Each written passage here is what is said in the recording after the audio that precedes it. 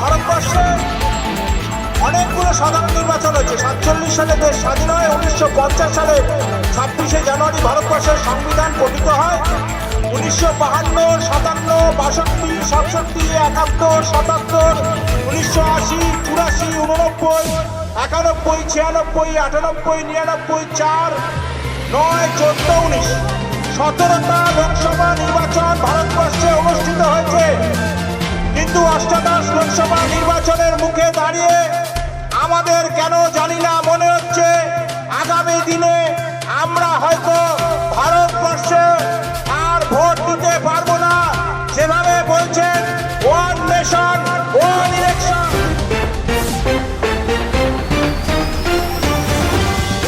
আমাদের এই ভারতবর্ষে এসে মানুষকে বিভ্রান্ত করতে চাইছেন, তাই তার গ্যারান্টির উপরে আমরা বিশ্বাস করবো না, আমরা আস্থা রাখবো না।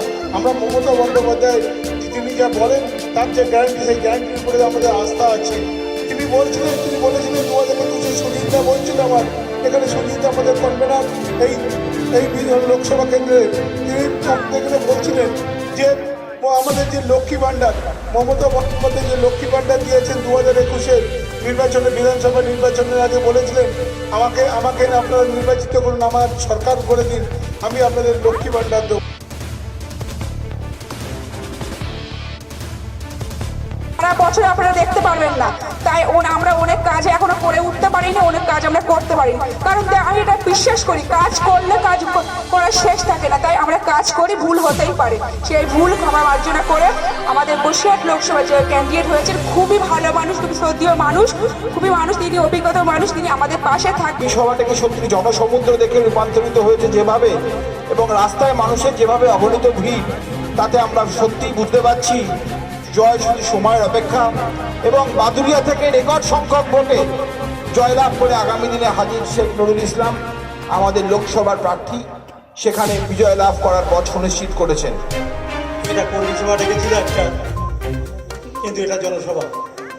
আমি অভিভূত বাদুড়িয়ার মানুষের কাছে যে আমার পরিচয় 2009 আমি দিয়েছিলাম, আবার আপনাদের কাছে আমি ফিরে এসেছি। সবাই কিছু বলার নেই। আমি সকালবেলার সন্দেশখালিতে গিয়েছিলাম, সন্দেশখালি নিয়ে পাগলামি করছে। সন্দেশখালিতে হাজার হাজার মানুষের সমাবেশ দেখেছি আজকে। আমি সেদিনকে গিয়েছিলাম, সেদিন মানুষ পায়ে হাত দিয়ে প্রণাম করছে আর আমার জন্য আশীর্বাদ করছে। দেশ স্বাধীন হওয়ার পর 1950 সালে যে সংবিধান রচনা হয়েছিল, যার মূল কারিগর ছিলেন বাবা সাহেব আম্বেদকর, যিনি বিশেষ করে দলিত সম্প্রদায়ের একজন নেতা তিনি ছিলেন, ভারতবর্ষের আইনমন্ত্রী প্রথম ছিলেন। তিনি বলে গেছিলেন ভারতবর্ষের যে সংবিধানটা রচনা করেছিলেন, যেটা শপথ নিয়ে আমরা সবাই চলি, সেই কনস্টিটিউশনে কিন্তু একটা কথা লেখা আছে, সব ধর্ম মানুষরা তাদের নিজস্ব ধর্ম পালন করবে, এক ধর্মের মানুষ কখনো অন্য ধর্মের মানুষকে আঘাত করবে। এই কথা কে বলে গেছিলেন? বাবা সাহেব আম্বেদকর যে সংবিধান রচনা করেছেন, সেখানে সেকুলারিজমের কথা বলা হয়েছে। আজকে আমরা দেখছি কি এই নরেন্দ্র মোদী ভারতবর্ষের প্রধানমন্ত্রী দেশকে ভাগ করতে চাইছেন ধর্মের। আমি বলি ধর্ম যে যা, এই কিছুদিন আগে ঈদ হয়ে গেছে, বসিরহাটের মানুষরা ঈদ পালন করেছে, আমাদের দক্ষিণধারীর মানুষরা ঈদ পালন করেছে, সারা রাজ্যে ঈদ হয়েছে। আমরা ঈদের সময় বিভিন্ন যে সমস্ত আমাদের মুসলিম ভাইরা আছে তাদের কাছে আমরা গেছি, তাদের সঙ্গে সৌহার্দ্য সম্পর্ক আমরা বজায় রেখেছি। এটাই তো কাম। আবার পয়লা বৈশাখ, বছরের প্রথম দিন, বাংলার নতুন শুভ নববর্ষতে আপনারাও আমাদেরকে শুভেচ্ছা জানাচ্ছি যারা মুসলিম কমিউনিটি। তা আমি মনে করি এই বিভাজনটা বিজেপি দেশের মধ্যে করছে, কে কি খাবে, কে কি পড়বে, কে কিভাবে চলবে, এটা কোনো রাষ্ট্রের কাজ হতে পারে না। রাষ্ট্র যারা পরিচালনা করে, দেশ যারা পরিচালনা করে, দেশকে যারা নেতা হয়, দেশের নেতা, সেই নেতার কখনো এটা কাজ না বিভাজন, ভাগ করে দেওয়া। 25 থেকে 60 এবং 60 থেকে যারা মৃত্যু পর্যন্ত মহিলা, তাদেরও এটা 1000 টাকা করে কভার করে।